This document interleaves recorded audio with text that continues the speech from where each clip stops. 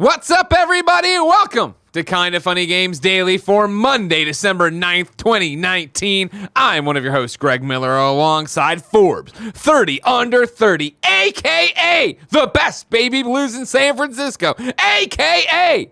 the engaged one at Tim Geddes. Let Tim host. How you doing? I'm great. How are you? Yeah, we just reacted to the Ghostbusters trailer. You can find that on youtube.com/kindafunny. It's just nice to be bulletproof again. I can look at Twitter and not be afraid. I don't have to worry about anything. You know what I mean? You ain't afraid of no ghosts. I can look at IGN, not have to worry about everything being ruined. What a trailer.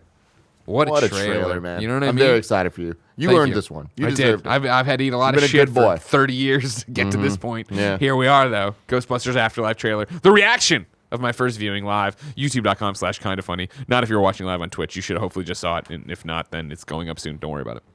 You know what I mean? Just don't worry about it. Kinda Funny Games Daily. Yes. Today we'll be talking about BioShock being back, Nintendo doing a stream tomorrow, and you can play Minecraft crossplay on PlayStation 4 today because this is Kinda Funny Games Daily. Each and every weekday on a variety of platforms, we run you through the nerdy video game news you need to know about. If you like that, be part of the show, patreon.com/kindafunnygames with your questions, comments, concerns, everything under the video game sun. Then tune in to watch us record the show live on twitch.tv/kindafunnygames. If you're watching live, you have a special job. Go to kindafunny.com/you're wrong. Tell us what we screw up as we screw it up so we can set the record straight for everybody watching later on youtube.com/kindafunnygames, roosterteeth.com, and listening on podcast services around the globe. Housekeeping for you, as I said, Ghostbusters Afterlife trailer reacts is up. Go check it out. Next, remember, tomorrow, PlayStation is doing a state of play. We will be here at 6 a.m. to watch it live with you on twitch.tv/kindafunnygames. I was telling my brother this, and he's like, damn, man. Why do game makers have to be so dramatic? Like, can't you just say, hey, this game's happening? It'd be nice. That'd be nice sometimes. You know what? It better be worth it. I'm just saying. It's going to be worth it. Now, do we not have fun just hanging out, Barrett? Do we not have fun just hanging out? At 6 in the morning? Yeah. I'm having a great time hanging out with you right now at fucking 10:40, okay? Yeah, oh, man, we had a rough start to this one, too. You know what I mean? Yeah, we're doing live reacts to that. Mm-hmm. How do you want to handle Games Daily? Because we said we were going to talk about it, and then we never talked about it. And so most of our shows happen live. Do you want to wait and do Games Daily then at normal time? Or are we doing Games Daily right after as a post show to this? Oh, I don't know, man. Yeah? I don't know. Yeah. Does the Nintendo thing add some wrinkles? Yeah, now, of course, that'll be a news story in a little bit. We got a Nintendo thing happening. We got to talk about all this. Yeah, we got to figure it out. There'll be tweets. Stay tuned to twitter.com/kindafunnyvids for updates on tomorrow's shows. As if that reaction wasn't enough, I got more reactions for you. The Game Awards are Thursday. Yeah, they are. You should watch along with Kinda Funny. Of course, I'll be there drunk at the Game Awards yelling at Jeff Keighley, but you can go to twitch.tv/kindafunnygames. Watch along with Tim, Imran, Andy, I assume. Mm-hmm. Will Andy's computer be destroyed again? We'll see how good the Smash Brothers announcements are. Yeah, Crash Bandicoot and Smash, Crash for Smash. Thank you to our Patreon producers, Blackjack and Mohammed. Today we're brought to you by Manscaped, Brooklinen, and Quip, but I'll tell you about that later. For now, let's begin the show with what is and forever will be the Roper Report. Time for some news. 6 items on the Roper Report. A baker's dozen. I'm gonna add another one, Greg. We're gonna have 7 today. Oh my God. Some A breaking baker's dozen. You didn't even know about number 2, though, earlier. Did you go and check all 6 of them? Make sure you're not putting the 7th in that I already have? Target specs of the Anaconda and Lockhart. Oh, my Anaconda don't want none. No? Unless you got them. teraflops, hon. Number 1, there's more BioShock incoming. This is an official 2K press release. Today, 2K announced the founding of Cloud Chamber, the newest wholly owned game development studio under the company's publishing label. It's only funny to you and me, but I appreciate literally the first word of the sentence I fucked up and just had to switch it all around. It starts 2K today, and I said today 2K. I cracked myself up. A collective of storytellers eager to push the front lines of interactive entertainment by making unique, entertaining, and thoughtful experiences that engage the world. Cloud Chamber will build its team in 2 locations. 2K's SF Bay Area headquarters in Novato, California, as well as Montreal, Quebec, which marks the first ever Canadian office for a 2K studio. In addition, 2K announced that Cloud Chamber has started to work on the next iteration of the globally acclaimed BioShock franchise, which will be in development for the next several years. The president of 2K, David Ismailer, had the normal, here's a press release bullshit quote, but then he said this, and I like this. BioShock is one of the most beloved, critically praised, and highest rated franchises of the last console generation. We can't wait to see where its powerful narrative and iconic first-person shooter gameplay head in the future with our new studio team at Cloud Chamber leading the charge. A 22-year industry veteran with more than 40 games shipped to date, Kelly Gilmore will serve as Cloud Chamber's global studio head and be the first woman in 2K history to lead a development studio. Her wealth of experience transcends executive production, marketing direction, and public relations management, including nearly 2 decades of service to another of 2K's wholly owned studios for Access Games, on franchises such as Sid Meier's Civilization and XCOM. Her role is based in Novato. Cloud Chamber's decision to open a new office in Montreal was supported by the government du Quebec and Montreal International.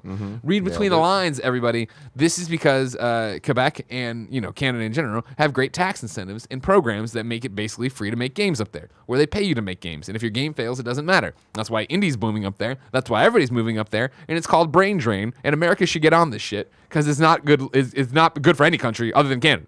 Should we move to Canada? Yes, we should. I've said that a lot. You can get poutines left and right with fucking pogos on it. What's a pogo, you might say? Corn dog. Do you want chopped up corn dogs on your poutine, Barrett? Maybe. You do. I'm telling you. Okay. You heard it here first. Cloud Chamber will join the company's family of wholly owned development teams, including Visual Concepts, Firaxis Games, Hangar 13, Cat Daddy Games, Cat Daddy Games, and 2K Silicon Valley. I have not heard of Cat Daddy I don't Games. know. I'm unaware of Cat Daddy I don't Games. think, but go get him, Cat Blinks Daddies. the time, Meow. Cat. Meow. Coming back. Timothy, Yes. BioShock's back. Very exciting stuff. Is it? I think so. Okay. Why would it not be? I mean, I he mean, kind like- of lays it all out there. BioShock, one of the most critically acclaimed franchises, totally missed this generation of consoles. I think that's what's exciting about it, especially hearing this, that it is a ways away. Guess what that means? We got a year to the next gen. Is BioShock, whatever it's going to be, the next one, going to be one of the like the Bloodborne type titles of next generation, where it's like, oh man, now next gen's really starting to kick up, where we're getting the like second wave of titles like past launch. Yeah. That seems like a good time to me. I guess. What's your reservation, Greg? This is Ken's not working on it. And now, don't get me wrong, I know he didn't work on BioShock 2. BioShock 2 was 2K Marin, yada, yada, yada. Yeah. And, nobody really liked BioShock 2, with the That exception of the DLC. Yep. Yeah. So it's like, to me, this is kind of, and not to the exact same extent, but kind of like, hey, we're making a Metal Gear without Hideo. It's like, all right.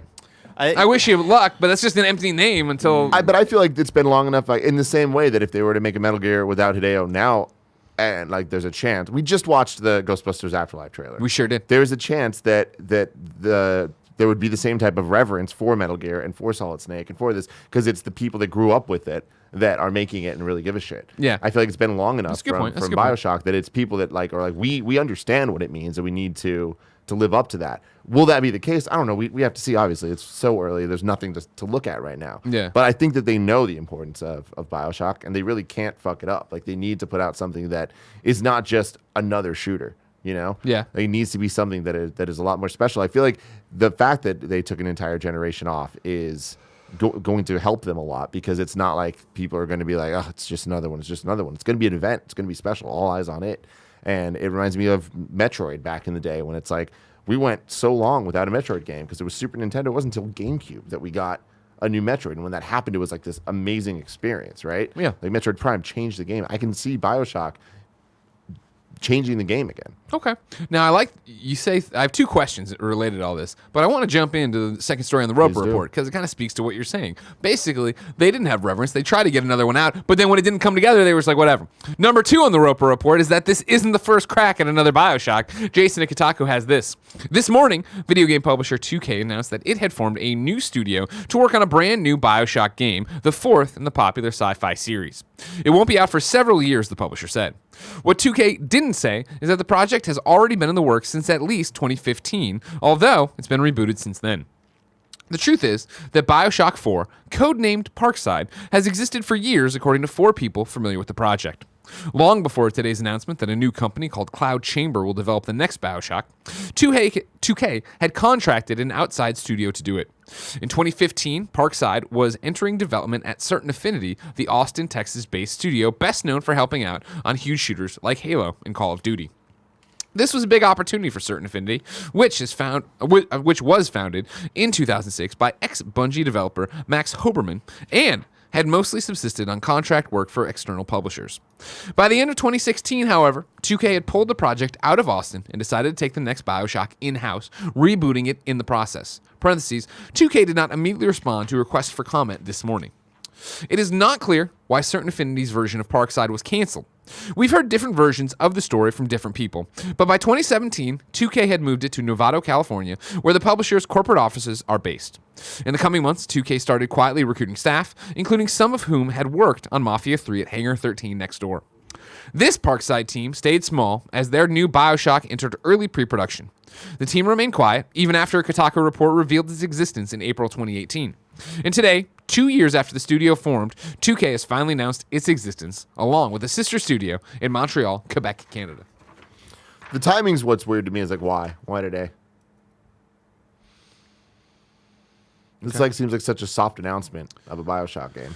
I would say it's more about the studio itself, right? Yeah. They're working on a BioShock, great. The press release ends, of course, with them saying, if you'd like to work on this, or, here's the link for employment places to go look for, jobs we're looking for. Yeah. So you assume that you go in 2015 to Certain Affinity. Hey, they pitch the game. All right, cool. We're going to go work on it. 2017, was it that you pull out of it? And you're like, you know what? This isn't good enough. We don't want to be a part of this. Yeah. Well, by 2017, they had moved. Oh, end of 2016, however, they pulled the project out. You pull it out. This isn't what we want. This isn't up to our quality. It isn't where, we just had a change of heart, whatever it is. I'm not talking shit about Certain Affinity. You figure then what? So 2017, 2 years of pre-pro on it, moving around, figuring it. They must now be at a point where they have a prototype and a vertical slice and everything else. We're like, this is the game. We have it. This is great. We're fully green lit. Let's go. Yeah. So you announce the studio so you can start, and the project so you can start encouraging talented developers, artists, everybody else to come out there and work.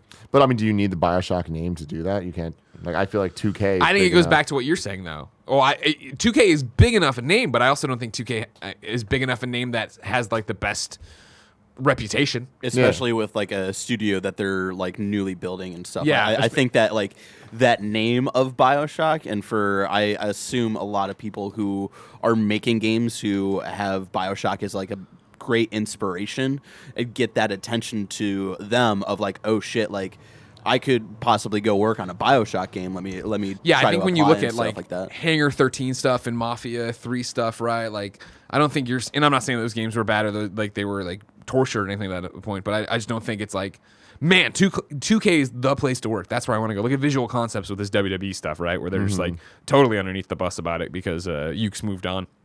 I think it is that idea of it's a new studio, and yeah, you get to work on BioShock is a big selling point. Because back to your point, these are the people who, quote unquote, grew up, at least professionally, grew up or were probably in school working on trying to get into games when they were playing BioShock and be like, this is fucking next level. Yeah, I mean, if that's all the case, that's all good news then. Yeah, 100%. I mean, that's a great way to announce it. And that sounds very specific to me, where I like that just sounds like not how they normally do this type of stuff. Yeah. For a game that's not announced, Yeah. But whatever. Like, if that's the case, that's awesome. Like, we just saw like with Borderlands, right? It's like they took forever to announce 3. Yep. Like, we predicted it every single time there was any show that it could have showed up at. Yeah. For like 4 years, right? Yeah. And it finally happened. We're gonna get another BioShock at some point, and I just feel like this kind of now like puts in the thing of like, oh, this is when we're gonna see it. This is where we're gonna see it. And then I think BioShock is a unique franchise in the sense that Ken Levine's tied to it. Yeah. So there is this kind of visionary associated with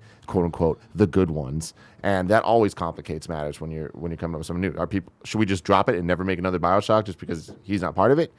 I don't know. One side I can see an argument for. The other side is BioShock can mean so much more than that. And that's the thing is, like, I think we get so hung up on our bubble and echo chamber and everything else where we understand that Ken Levine not being there. We understand that Hideo Kojima not working on Metal Gear is a huge deal. The millions of people who play these games don't. No. They see the title and they like, oh, I like those kind of games. Totally. And I mean, They don't know who made each and every Assassin's Creed. Like, even which team seeing did it what. with Infinite, right? With BioShock Infinite, I feel like that game was really divisive. But guess Yeah. what? So many people really loved it. And now we're seeing the games of the decade conversations, and I'm seeing it mentioned a lot. So it's like, I feel, and granted, like he was involved with that one, but it still wasn't. Sure, what it everyone wasn't. It wanted. wasn't BioShock 1 again. Yeah. It was like, oh man, this is way more of a shooter than it is. But it was still fantastic. Yeah. And people still loved it. So it's like, I think that we can still get a BioShock that might not be what every BioShock 1 fan wants. Yeah. But I don't know if that's possible. And that's the I don't thing know is- if that's even the goal. And I don't even know if that's. Yeah, I agree with you on that. I think at this point, 3 BioShocks in, 2 of them being Ken games, now 2 of them not being Ken games, let alone the fact that Infinite was so different than BioShock, the original. I think you get to a point, that BioShock doesn't mean that. BioShock moves more to an Assassin's Creed part, Wait, right? 2 Ken, 2 non-Ken? Yeah, well, this one will be the second non-Ken game. Gotcha. You see what I'm saying? Gotcha. Yeah, Okay, where what? it's not like Kojima where there's been however many Metal Gears, right? Yeah. And now don't forget about Metal Gear Survive, everybody. But outside of that, Yeah. there's other things. I think it's cool. I feel like video games are better having BioShock be one of the big marquee titles. Sure. And I think that we are moving towards a world where there are less giant marquee third-party games that Yeah, are that's being true. pushed. Like I feel like Ubisoft are the ones that are like really, really like making sure that their portfolio is deep. Otherwise, you look at Activision stuff, and it is just it's Call of Duty, man. Yeah. And you look at EA, and it's like it's to the point where when you see a press conference at E3, like there's a reason Activision doesn't do them. It wouldn't be that exciting. They can just put their games on PlayStation or Xbox, and they're going to, and it's going to be Call of Duty. Yeah. EA, you can kind of just guess, okay, it's a Battlefield year, it's a Battlefront year. There's no real surprise. Having BioShock, I think, is like, this is something different. Let's get these questions in here. Probably Oliver writes into patreon.com/kindoffunnygames, says, "What's good, Greg and Tim? A new BioShock is sort of been announced, and we're unlikely to see it for a few years. Is this a good strategy? BioShock is one of my most loved franchises. 1 and Infinite were 2 of the best narrative games I've ever played, and the gameplay of 2 was superb. I just worry that announcing a game from such a beloved and revered franchise years before it's expected to see the light of day will just result in disappointment. Us BioShock nerds are going to get all hyped up, and whatever comes out of this news is unlikely to ever live up to that. Should developers hold off on announcements until there's something concrete to show, or is it worth getting the ball rolling this early?" I feel like we kind of just talked about this, and you guys brought up a really good point about why you would announce Recruitment. this way early for recruitment stuff.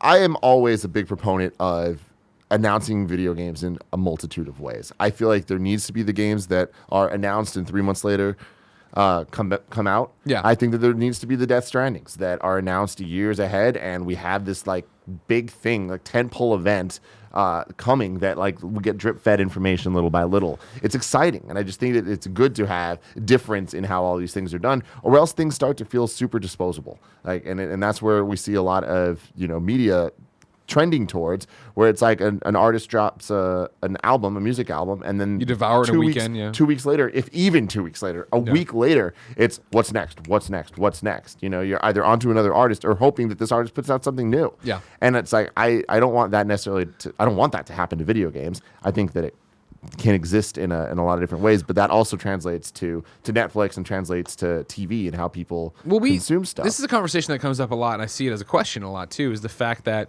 the movie industry and TV industry is so different in how they announce things versus video games. Mm-hmm. Where, we've known about Ghostbusters Afterlife for how many months, years now or whatever, and then you're finally getting a trailer today, and the trailer's still hype even though I knew it was coming. Mm-hmm. The trailer's still hype even though I wanted to be the guy who was on subreddit and like seeing all the things and seeing the photos of the farmhouse and like, all this other shit. Here, and I understand what you're saying, probably Oliver, about being a BioShock nerd. I get it. I think knowing it's coming doesn't take away from the fact when it does get announced. Because I don't think they're gonna, totally telegraph when they're dropping their trailer at Game Awards 2021 or whatever. You know what I mean? Or what event it's gonna be shown at or how it's gonna be going. Sure, now when like you're saying, every time we get into a prediction thing, probably once we cross into once we're post new consoles, it will be when it's E3. Maybe we see what is Totally. BioShock's gonna be in there, but That's you don't know what it fine. looks like. I love that type of stuff. And to your point about Ghostbusters, I actually think Ghostbusters is an example most similar to the Fallout situation, where we didn't know about Ghostbusters Afterlife forever. For a long time, it was like it sounded like one of those fake rumors of like, this isn't going to really happen. It was kind of made behind the scenes. Then we got the date, and that was like last year though, right? Yeah. Like that's a real tight turnaround for that type of thing. You look at like the Marvel side, and we know we have at least dates for the next 4 years. That's Yeah. how movies are made. Yeah. Video games have always had that unique ability of hype cycle and of marketing materials. No other industry has an E3 where it's like, hey, we're just going to do these press conferences where we just announce trailer after trailer after trailer of things, right? CES, you piece of But shit. they don't do Point, I win. But they don't. There's not the same type of Don't press feel conference. don't hype feel like trailers you and can't stuff. clap for me. You can clap for me. It's fine. No, I had to put something down to clap for you. Thank you very much. That's how CES important it was. honestly is probably the closest, closest, thing yeah. because it's like we do see new lines of tech from like, here's Samsung's new TVs, here's LG's new TVs. Like they do have these like yearly refreshes, and Yeah. we are now starting to see, not starting to see, it's been a decade, but Google having its Google Home events, or Apple every year having its iOS events and all that stuff. Yeah. Like that's the equivalent we're seeing of PlayStation State of Play or Nintendo Direct or whatever. But even those they're much more hardware based. Whereas like we don't see movie studios come out and show trailer publicly. Like those things happen, upfronts happen, like that exists. But there's not this like reverence of like an expectation that at this date every year this thing's going to happen. When Marvel did it with the Phase 3 and Phase 4 announcements, that was unique and different, and I feel like that's what makes it exciting. And that's what I'm talking about is I like the difference. I like that there doesn't need to be a rule of how things are done because that keeps things exciting. Next question comes from Riot Goes Jingle, kindafunny.com, Patreon. Hey there, KFGD crew. With BioShock 4 being announced, do you think we'll see the game return to its survival horror roots, or will we something more akin to BioShock Infinite? What would you like to see? Me personally, I would love something that goes for the same feeling of isolation and despair as the first BioShock. This is one of the reasons I kept the president's quote in there, right? I thought he sums up what he thinks BioShock is, right? And of course, it's on the other page. We can't wait to see where its powerful narrative and iconic first-person shooter gameplay head in the future with our new studio team at Cloud Chamber leading the charge. I remember being at IGN back in the day when this launched, or BioShock 1 launched, right, 2007. And it was that conversation of genre. Because obviously it's first person. Obviously you're using guns, but ammo is so scarce, right? Like the big daddies were always so intimidating and so interesting that you didn't want to fight them. You wanted to get by them quietly and not engage necessarily, or you do risk it and you hopefully get the thing from Little Sister to make yourself more powerful. I personally want to see you go back more the survival route. I thought that as somebody who played 1 and Infinite, I never played 2. I missed that. I thought Infinite had good ideas and a really cool setting and really great acting and everything, but I just thought like the gameplay was so first-person shooter that it just went into the shooter category that I wasn't down with. I mean, I brought up Metroid Prime earlier, and it's the same idea, right? Where it's a first-person adventure game. It's not a first-person shooter in the traditional sense, and I think that there's something special about those games being not annualized and having the time to just be their own unique experiences. I don't want it to be BioShock or BioShock Infinite. I want it to be its own thing where it introduces something different. See, I'm with you on that. The feelings of isolation, the themes and ideas, the atmosphere, all that, sure. I'd rather it lean more towards the BioShock 1 than BioShock Infinite. But I also feel like that it's just the action side because the visuals and the world of Infinite were so awesome that I want to see the next step in that direction. I'm with you on that. And I would take it even a step further that I wish they didn't put it in a box like that. Of like, it's iconic story and first-person shooter gameplay. I wish it was just like a more nebulous quote that left us to wonder if it was going to be a first-person shooter, let alone the fact that I wish internally they were like, what is BioShock? Yeah. BioShock is great stories, in breathtaking environments that make you think and make your heart race and like leave it at that and then like let the best people you're bringing in, and granted, we're already, this is already the new BioShock is already on the rails or whatever. Like, but really, what do you think of? What do you want? Where do you think it would be? Yeah, totally. I want a combination of the two. Did I fucking ask you for it? Did I ask you? No. You better start knowing your fucking place. All right? But I really love BioShock, and I just want to, put my thought All out right, cool. there. I'm down. Cool, Good. cool. Yeah, did you ever play Minerva's Den, that DLC that Steve Gaynor made? No, I didn't. Here's the best DLC of all time. If Yeah, I hear it's fucking phenomenal. Steve Gaynor. And I have the BioShock collection, so like I do have access to it. So I want to try to go back. All right. Yeah, I think there's a way to combine the feeling of epicness in Infinite, but also the like more of the intricate design of not gameplay specifically, but kind of like level design and how everything. Sure, environment. Yeah, like the. That's what I mean. Infinite was beautiful and it was so my jam on all levels. And then when I got there and it was just running and shooting, like I distinctly remember one final, not final, but like in the run up to the end. Doing the rail stuff around this airship and just doing it for like what felt like 10 minutes. It must have been like 3 or 4, but just like shooting things and picking them off. And I was like, this doesn't feel like BioShock. Yeah. That I'm trying to game the system to fight this stupid guy and get out of here. I think there's a way to do both. I am more likely to say that Infinite, like the gameplay for Infinite is probably what they're going to go for. And then when it comes to like vibe and tone and all that stuff, I hope they go for something different because that's what I liked about the relationship between 1 and Infinite is like how different it is in telling their own stories. Sure. And I would love that for a follow-up. Before we move on, I would like to ask, of course, for one moment of silence for, of course, the BioShock Vita game that we never got, but remember Ken brought it out. We're very excited about this thing. So He did. All right, number 3 on the Roper Report. Let me hijack number 3 here, Greg. Do it. This comes from WindowsCentral.com. Inside the target specs of the next Xbox, Project Scarlett, Anaconda, and Lockhart. Microsoft's gearing up to reveal Xbox Scarlett in full in the near future, and we finally got some credible information on the target specs. We believe the information we've received below from multiple sources, but as always, take these rumors with a pinch of salt until we get official confirmation next year. In the 2019 reveal video, Xbox Cloud architect Kareem Kadri said Scarlett could eat monsters for breakfast, and indeed, Anaconda looks as though it will be able to. According to several sources familiar with Microsoft's plans, Anaconda is targeting around 12 teraflops. Oh, man, that's a lot of flops. Of computing power compared to the Xbox One X's 6 teraflops. Fuck that thing. That thing sucked. And the Xbox One S's 1.4. Are you fucking kidding me? 1.4? Get the fuck out of here, S. Lockhart, conversely, will sport around 4 teraflops, so less powerful than the X currently. And according to marketing materials we've seen previously, it is being positioned as the most affordable entry into the next gen. It's important to know, however, that teraflops doesn't really tell the entire story of the next gen. Blah, blah, blah, ray tracing. They talk about a lot of that stuff. Both Lockhart and Anaconda reportedly support 8 CPU cores, targeting around 3.5 gigahertz. And then they go into talking about the RAM.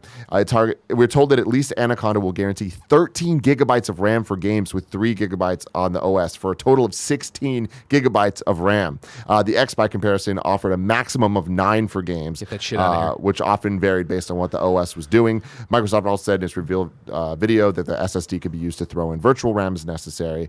Games with load times anywhere up to a minute will be reduced to mere seconds. So we're seeing a bit more the similar type of conversations between PlayStation and Xbox in terms of what the focus of next gen is going to be, and it seems like SSD loading, all of that is a prime. That's the future, man. We're going to see it's the future. All this is exciting. I know it just sounds like a bunch of numbers and stuff, but the context of how much more powerful the Anaconda is going to be compared to the X, that's insane because the X is such a beast already. Yeah. And, do you think also PlayStation is going to back to having the two systems? I think is. I was a little like when it sounded like there wasn't going to be the Lockhart, and then like within 3 months, like no, it is. I think it's a good call for that. I think 100% too. I think when you look at PlayStation 3, I remember that being such a weird thing. If we're putting out 2 different versions, like that's confusing. Why would you do that? And then I think you look at where we are now in 2019, where we'll be in 2020, where it is how many different versions of the iPhone are there? And you get it, you understand it, and if you want to put your money towards power, if you want to put your money towards the value, there's different reasons there for it. Especially when we are in a place that is so service based at this point, and people understand what Game Pass is and what it's going to be. And just ecosystems kind of function differently, and they aren't just where do I get my trophies or achievements. I feel like it's way more tied into people's everyday lives and other services that they use. Cool stuff. We're just like, there's just going to be more and more leaks. Do you think this thing's going to come out and be more powerful than PlayStation 5? Yeah. I mean, I really don't think there's a chance PlayStation can because they've already started talking about their stuff and their specs. And like, I don't necessarily think that they need to. No. I think it's going to be good enough. We're hitting a point where just like HD gaming it works. You know, the 4K 60, that there's going to be that benchmark that I feel like everyone's going to strive to hit next gen. And I think that it's going to work for a lot of it, but not necessarily for everything. I think that's fine. But I'm excited for it. Anaconda. I want there to always be somebody in the console game that's just like, no, we're trying to be the best. We are trying to push this and like make sure that we can say our system is the best, is the strongest. Of course. Because that's where the benchmarks then will be made. However, the downside of that is it is lowest common denominator. So whenever there's a game that's not an exclusive title, it's going to be designed to be good enough. That good. Yeah. And then everything else is just enhanced instead of optimized. Yeah. Okay. Can you Slack this to me? Yes. Thank you. Number 4.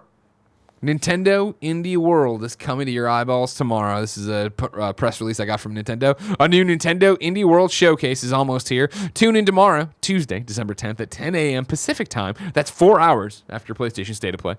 For roughly 20 minutes of information on some upcoming indie games for Nintendo Switch. Cool. You excited? Did that do it for you? Did that blow you scared out? It's been a long time since we've gotten an indie show from Nintendo. I don't even remember when the last one was. I don't know. There's so many announcements. There's so much shit going on that I kind of feel like I don't have the hype in me to be excited for this, especially like right after a state of play that I'm assuming we're going to get before the Game Awards. Resident Evil 3 and right before the Game Awards.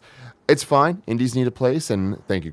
They do. Remember, we were the place for them last year. The Kind of Funny Game Showcase. Oh, I guess you're right. Yeah. I appreciate that the industry saw value in that. Oh man, there should be something there. And now both State of Play and Nintendo are there. Not that I'm saying they're copying us because they didn't. We copied PSX. I'm not saying that. I'm just saying that that's awesome that we're back. Remember last year we did the whole thing, and we're like, we'll do the press conference, we'll make a showcase because I love how hyped this week is. Yeah. And so we did that, and then this week it's like, okay, fuck that Ghostbusters trailer, State of Play, Nintendo. Here comes Jeff. What's the fuck's gonna happen? It's awesome. It's gonna be a lot, man. This is a very exciting week, and it's we're wrapping up this decade really strong. Like with announcements going into next year, we already know next year is super stacked. What we don't know is a lot of the smaller indie titles. We haven't gotten updates on a lot of things in a while. We have Shovel Knight out now. It's like crazy, right? It's definitely going to get some type of mention or push there, which is great. Like you need to remind people, hey, that thing that we've talked about forever, it's actually out, and you should care. Here's why.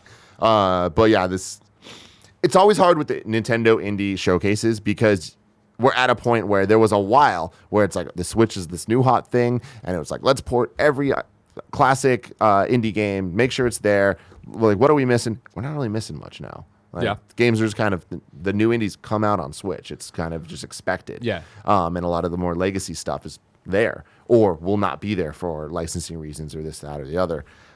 So I don't know. I don't. It's hard to get hype for the unknown. AJ points out, and you're wrong. The last Nintendo Indie Showcase was August 19th, 2019. Cool.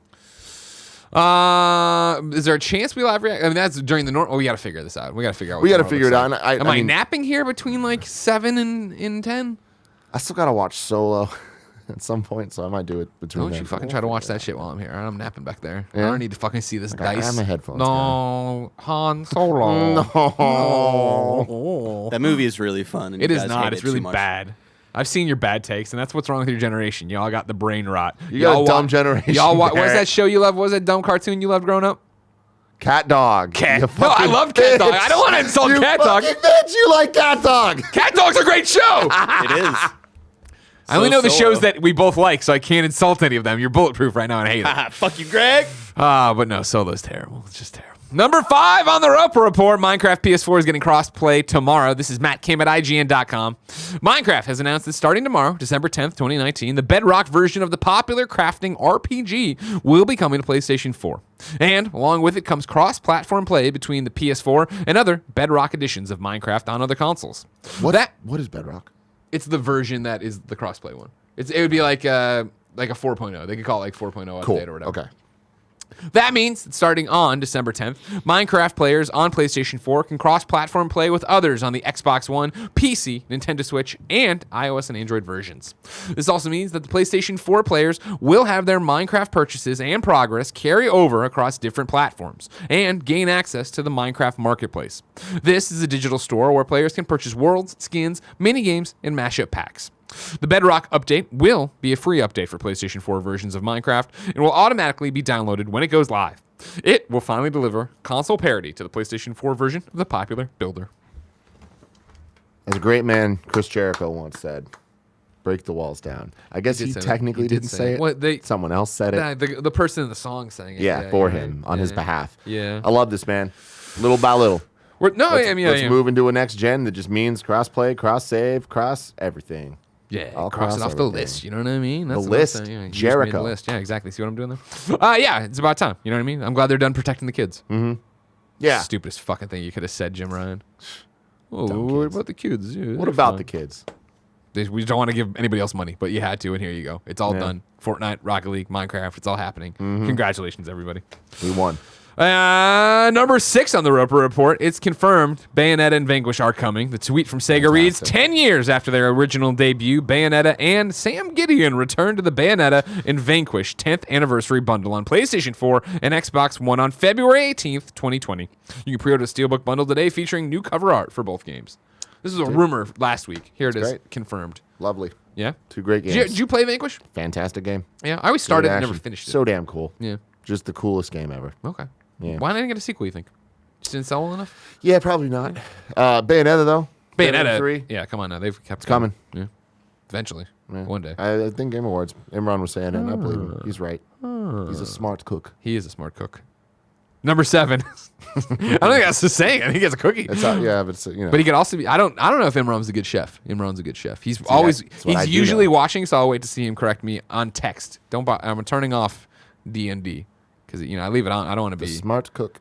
Are you a smart cook, Imran Khan? Let us know here in the thing as well. Number 7, and finally on the Roper Report, Elder Scrolls Legend development is on hold. This is James Batchelor, GamesIndustry.biz. The team behind the Elder Scrolls Legend has ceased development on the game. In an announcement on the company's community via Reddit, the publisher announced that all new content, developer, or releases have been put on hold for the foreseeable future. The game's roadmap had previously suggested one more expansion pack would be released before the end of the year, but these plans have been scrapped. However, Bethesda has assured that it will continue to support the game with regular in-game events and reward cards every month, as well as ongoing maintenance and support. It is also clarified that the development and release of the Asia-specific version, which operates separately, will not be affected and will, quote, inform our decisions on content and feature development going forward. It was further stressed that both versions of Legends would continue to operate after the launch of the Asia edition and will not be merged, keeping their player bases separate. It is not clear whether the plans for the console version of the Elder Scrolls Legends have been scrapped as well. GamesIndustry.biz has reached out to Bethesda for clarification. The publisher announced it would be bringing the game to Xbox One, PS4, and Switch at E3 2018. The only reason this is here is because hopefully it gets us one step closer to not having to hear about Legends during the Bethesda press conference. You don't want a 15-minute CG trailer? I don't. I think we No? can just keep moving. Just Remember a the better kitty, clip. though? The titty? The kitty? Oh, no, I don't remember the kitty. Or was that online? Elder Scrolls Online. I don't fucking remember. I think it's No, online. Elder Scrolls Online had the cats for a while. Yeah, Yeah, those they had the kitty thing cats. there. Yeah. No, but this is always the one where we go pee. So it's like, cool. Let's just cut it out. If you're enjoying it, go for it. If you're not, don't. I agree. Tim, Yeah. I can't wait to see what Pete Hines says on our annual phone call when we call him at E3 2020 right before he goes out on stage. But that phone call's still so far away. If I wanted something more immediate, say what came to the mom and grop shops today, where would I go? The official list of upcoming software across each and every platform as listed by the Kind of Funny Games Daily Show host each and every weekday. Yeah, Solo's a bad movie. Fuck you, Greg. Out today, Ashen on PlayStation 4 and Switch, GTFO on PC, eFootball PES 2020 Lite on PS4, Xbox One, and PC, Sanctum Breach on PC, Earthshine on PC and Mac, The Frog Detective 2, The Case of the Invisible Wizard on PC and What Mac, is it? and Shoot Push Portals on PC. Oh, that sounds fun. But Frog I want to know Detective about 2, the Frog Detective The Case 2. of the Invisible Wizard. Go get him, Frog Detective. Okay, cool. Yeah, it's got a cute art he's style. a I got the press release about this earlier and didn't realize That's it a was on there. penguin. Warlock, a couple of days ago, new Resident I moved do in. not like A how shy the kinda text gal. animates in. No? Animates, not automates. A new entry in the Frog Detective series. Yes! Oh, man, we have been Go sleeping. fucking get him, Frog Detective. Put this shit out on PlayStation. Wow. With your magnifier. Uh-huh. Yeah, straight up. I'm straight up Frog Detective right now. This man. is a cool Greg ass game, And man. notebook. Cool Greg is going to Cool be Greg! the best frog detective I've ever seen. Can we get Shock Mike turned up? You watch this trailer here for Frog Detective 2, and we need to know how in you are. Because we seem like you're pretty in on this one. I like frogs and mysteries, but I don't know about being a detective. Okay. I don't think he's like a PI. I don't think he's like working for the Fuzz. Mars, I could do that. Yeah, exactly. Like Veronica Mars. Good job, Cool Greg. You got a magnifying glass and everything. It's the Case of the Invisible Wizard, Cool Greg. Yeah, I think I might be in. Yeah, all right, good. That's what I want to hear, Cool Greg. That's exciting. New dates for you. We have a delay to start things off. The Fishing Barents Sea Complete Edition on PlayStation 4 and Xbox One has been delayed to December 13th. The game will still release on Switch tomorrow. Powarium is coming to PlayStation 4 February 2020. Sword Art Online Alicization Licoris will be released on May 22nd, 2020 for the PlayStation 4, Xbox One, and PC. Gunlord Cross Blasts. Nope, that's not right. Gunlord X comes to PlayStation 4 December 10th. And then Elastic Games is dying to announce that last year, After Dark Chapter 1 officially launches on Steam at midnight Eastern Time on Tuesday, December 10th. Deal of the day for you. Yes, Your Grace has its first chapter free right now on Steam if you wanted to play that. Fun. Exactly. Now, it's time for Reader Mail. You can write into patreon.com/kindoffunnygames where you can get the show ad-free. And speaking of ads, Greg Way, this episode of Kind of Funny Games Daily is brought to you by Brooklinen. Making your home beautiful is the ultimate form of self-care. You spend a third of your life in your sheets. Don't you want them to be insanely comfortable? In this holiday season, it's time to gift the ones you love or yourself with something a little cozier, like bedding, loungewear, towels, and more. Lucky for you, Brooklinen is celebrating their days of gifting with daily promotions on different items. Their home, of course, the favorite sheets. You've heard me talk about them. Over 50,000 5-star reviews. It's what I sleep on. It's what I love. You see a photo of Porty in the bed. They're on the Brooklinen sheets. He's so cute. He is very cute. You see that Santa one? Oh, yeah. Did you see my video of Joey watching it? Brooklinen was the first direct-to-consumer bedding company, meaning they directly work with manufacturers and directly with consumers. No middlemen. They just provide a great product and service. They've moved beyond the bedroom to offer essentials for your bathroom, like towels, shower curtains, and bath mats, and even launched ultra-soft loungewear that makes you feel like you never left the bed. This holiday season, it's likely your mission to make you and your loved ones comfortable as well, so why not give the gift of softness with the luxury gift of Brooklinen? Luxury sheets, robes, loungewear, towels, and more, all luxury products without the luxury markup. Right now, Brooklinen.com is having their days of gifting, where each day they have promotions on different surprise items. Brooklinen is so confident in their products that all their sheets, comforters, towels, and more come with a lifetime warranty. The only way to get access to Brooklinen's Days of Gifting event and free shipping is to go to Brooklinen.com. That's BROOKLINEN.com. And if you're just hearing this and it's after the holiday season, you can still use the promo code GAMES at Brooklinen.com for 10% off and free shipping anytime. Brooklinen, everything you need to live your most comfortable life. Brooklinen.com. Games. Promo code GAMES. Now it's time for Quip. We love Quip. I love Quip. I brushed my teeth with it today. You're not in the shot. You quiet down over there. I love Quip. We all love Quip here. We're all using it. It's a great toothbrush. The holiday shopping season is here, and this year you can gift a good habit with Quip. Quip is something that's sure to put a smile on everyone's mouth because it's dental care they'll actually want to use every day. That's why it's the perfect, thoughtful, and practical gift with an electric toothbrush, refillable floss, and toothpaste, all intentionally designed to make good habits simple. The Quip electric toothbrush has sensitive sonic vibrations and a timer with 30-second pulses to guide your routine, and the Quip floss dispenser has pre-marked strings so you always use the right amount. Plus, Quip delivers brush heads, floss, and toothpaste refills every 3 months.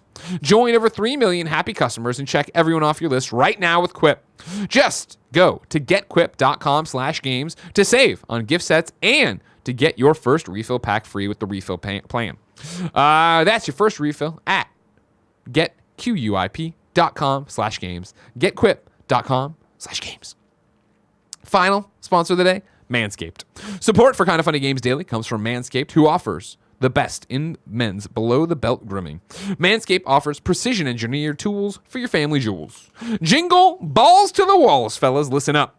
Untrimmed pubes are a thing of the past. It's time to gear up and get yourself the gift of shaving this holiday season. I am talking about the Manscaped Perfect Package 2.0. Me and Tim both use it. We're told all the time our balls look great. I heard it several times this weekend. That's why this revolutionary company, Manscaped, has redesigned the electric trimmer. Their Lawnmower 2.0 has proprietary advanced skin-safe technology, so this trimmer won't nick or snag your nuts. It's also waterproof, so you can use it in the shower. The Lawnmower 2.0 comes inside their Perfect Package 2.0, which makes for the perfect gift this holiday season. It's literally everything you need to keep trimmed, cut-free, and smelling nice down there. Of course, it comes with that deodorant, the crop preserver. You're getting all of it in that package. The Perfect Package will also come with a pair of Manscaped boxer briefs that will keep your junk feeling fresh all day. 'Tis the season to Manscaped, so get yourself, your dad, your brother, and friends the best gift of all, the Manscaped Perfect Package 2.0. Get 20% off and free shipping with the code GAMES at manscaped.com. Your balls will thank you. Manscaped.com, code GAMES. It's true. Use them codes. Do it. Questions. Comments. 2038. Pokemon CEO writes in to patreon.com/kindoffunnygames and says, are we as an advanced society going to ignore Greg beating his first Pokemon game? How was it, Greg? Why this game? Tim, looking back on your Sword and Shield's marketing, what worked and what did not? Do you prefer the Super Smash Bros. Route where everything is shown, or Pokemon where a handful of characters are, then leaked a few days before launch? Well, definitely not the Pokemon route. But also, I don't think that Smash Brothers route works for a game like Pokemon. I feel like the magic of Pokemon is not knowing a lot of the things. And the more you know, the less fun it is to actually go through it for the first time. And that, to me, is probably like the biggest detriment that I've had with Sword and Shield, and especially with Sun and Moon. I feel like everything was like laid out for us. There were no surprises. But it's just tough. Like, I feel like with the marketing, they ideally would stop the nostalgia pandering, or at least chill it out so that when they do it, it's a big deal. The amount of time it's like, cool, we're gonna get Pikachu. We're gonna see this goddamn Pikachu. And now Eevee, I guess, is a big deal. Eevee all of a sudden is some real retconning of history here with Eevee. We all love Eevee. Adorable. Fantastic. Very cute. Evolutions, all of it's such a great, cool thing. Eevee was never this like iconic character. Yeah. Right? On a Pikachu level. But hey, good for them. They forced it into existence. They're making it work. I'm sounding really negative right now. I don't mean to be. I just wish that Pokemon would kind of take a step back and just do things a little bit differently. It's going to be all new monsters. You every time you see something, you're going to be surprised. It's not going to be just predictable. Here's a rat and here's a flying Pokemon that I'm going to have for most of my journey, but then eventually give up on them because flying types, not the business. Man, they suck, yeah. We didn't Game Awards predictions is what we did on the Gamescast, available now at youtube.com/kindafunnygames.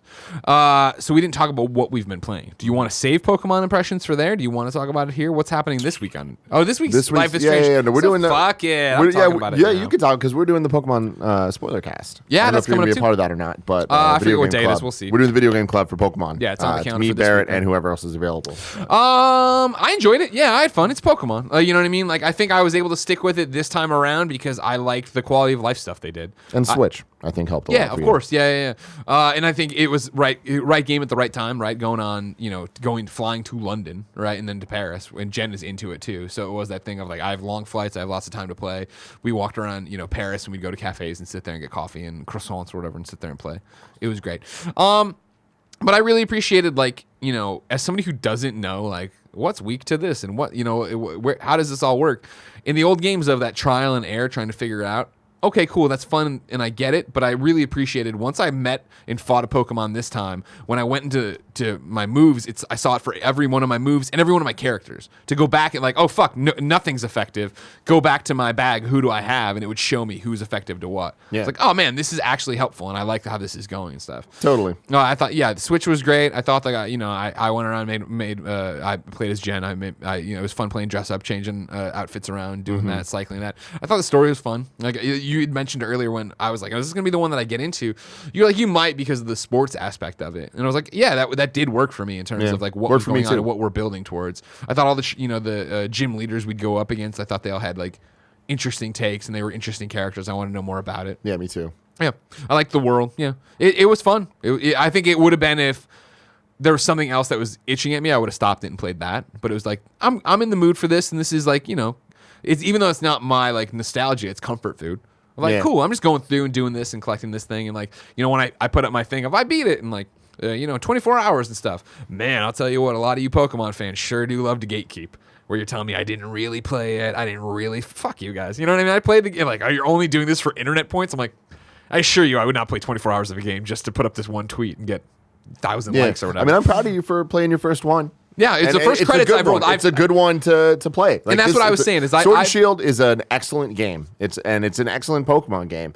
It just, I feel, is a little too derivative for me to be extremely hyped about it. Fair. And when I'm thinking about my top 10 games of 2019, I don't know that I can, in good faith, put Kingdom Hearts 3 or Pokemon Sword and Shield, because those are two things that I want more from than what I got. Yeah. That doesn't mean that they weren't both a lot of fun and excellent. Pokemon, I think, is better than Kingdom Hearts overall, but I expect more. And, this is a topic for another day, because there's a big conversation there of like, what should Pokemon be? Who gets to decide that? I just think Pokemon is big enough and there is enough of a fan base, enough of a varied fan base, that I would like to see a different take on Pokemon that is geared towards people that are more grown up. I'm not talking. We don't need the Christopher Nolanization of Pokemon.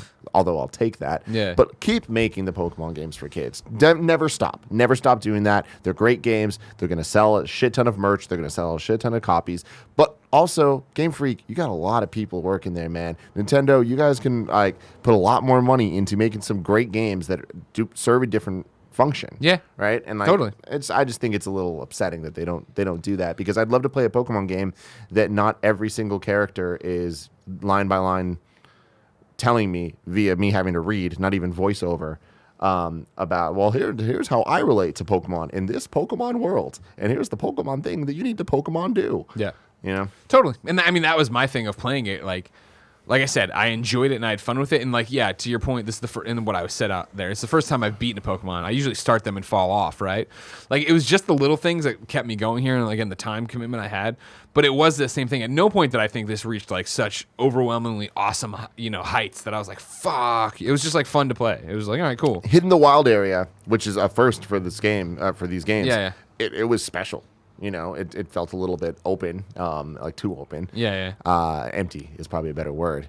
But seeing an Onyx just kind of ride by, and I was like, I know I'm not able to fucking fight this thing yet, but I was like, I know, let's just try it. And like going up to it and it being so over leveled, I was like, oh, this is so cool. Yeah. This is so cool. But I just feel like it's such a tease, such a little tantalizing taste. Because you want a giant open world Pokemon, right? That's Yeah, that'd be awesome. But having said all that, I really enjoyed the sportsization of the gyms. Like, that is something that like we've seen in the anime, and like that's how it kind of functions in differently than the games. And I've always appreciated that stuff because I think it's really cool. And everyone being fans of the gym leaders, like, I think gave them a level of depth that I was more interested in than in generations of this franchise. The presentation of this game is the best we've seen in any other Pokemon. So, Easy. Yeah.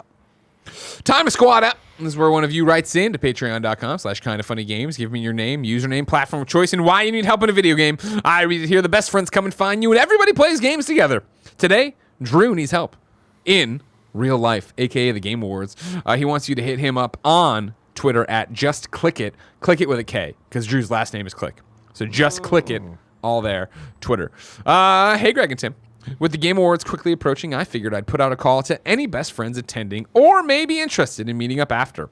I'm attending the show this year on my own and would love to meet any best friends there as well. Also, directly following the awards, a few of us are planning to go to 82, a beercade, to throw a few back and discuss our thoughts on this year's results. If you are interested, just hit me up on Twitter at JustClickIt. Also, Greg, can't wait to meet you. #someone sucks. It's Nick. Damn. And the movie Solo. Thank you for clapping. Just Nick it. Got him! I got him! Barrett got! Just click it if you're going to be at the Game Awards like myself and want to hang out. That'd be great. What is going on with this? I saw this come through. You're wrong. Is it just? Yeah, I'm just looking at it. It doesn't look like it's just a mock-up. nothing we need to worry about. No. Now. Remember, we asked people watching live on Twitter. Nope, live on Twitch to go to kindoffunny.com/you're wrong. Tell us what we screw up as we screwed up so we can set the record straight. Nanobiologist says we missed a new date. The Oculus Quest gets hand tracking this week. Ooh. And then the Nanobiologist also says we missed a new date for the Kingdom Hearts 3 DLC Remind. It'll drop January 23rd, 2020 for PS4, February 25th for 2020.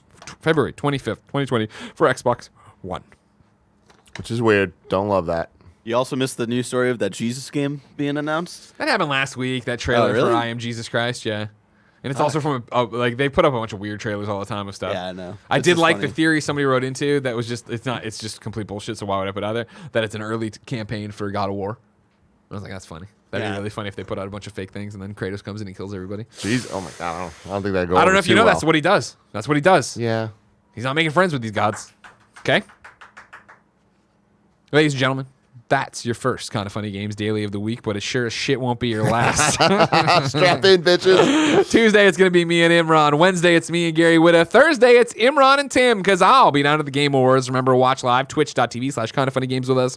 And then Friday, Imran Khan pairs up with Snowbike Mike to bring you the news. Remember, we're doing the Gamescast tomorrow, 2 p.m. It's a Life is Strange spoiler cast, so you have to have beaten the game there. Are we streaming that? I haven't talked about that.